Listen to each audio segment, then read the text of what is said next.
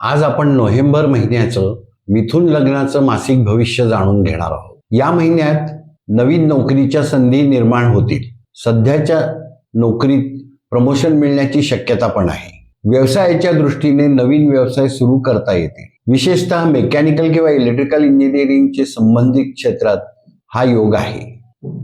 सध्याच्या व्यवसायात प्रगती आणि वाढ होईल। आर्थिक स्थिती चांगली राहील।